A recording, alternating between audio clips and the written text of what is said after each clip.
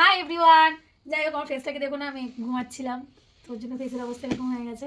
তো আমি আজকে এসেছি শান্তিনিকেতন। আমি এখনও কোনো ভিডিও করে উঠতে পারিনি, কারণ আমরা সেই হাবড়া থেকে শান্তিনিকেতনে এসেছি বাইকে করে। তোর জন্য আমি প্রচণ্ড টায়ার্ড, মানে আমার বরের থেকেও আমি প্রচণ্ড টায়ার্ড। ওর জন্য এসেই ফ্রেশ হই। কিছুক্ষণের জন্য আমি সোনাঝুরি হাটে গেছিলাম, বাট অনেক সন্ধ্যা হয়ে গেছিলো। জন্য ফিরে এসে আমি যে শুয়েছি তার উঠিনি। তো আসল কথা আসছি, তো রাত 12টা বাজলে আমাদের অ্যানিভার্সারি, মানে আমরা দুজন এক হয়েছিলাম। তো এই অ্যানিভার্সারি উপলক্ষে আমার বর আমার একটা অনেক বড় স্বপ্ন পূরণ করে, যেটা আমার অনেক দিনের ইচ্ছা ছিল। তো সেটাই আমাকে ও গিফট করেছে। তো সেটা হচ্ছে এটা, ফোন গিম্বল।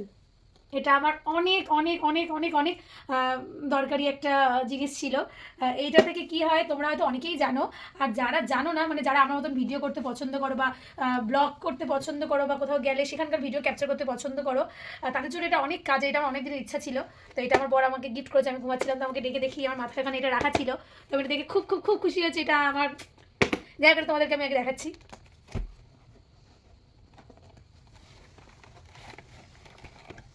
এটা আমি এখনও কীভাবে ইউজ করে আমি জানি না। এটা আমার বর দেখবে, মানে ও জানে কীভাবে কী করতে হয়।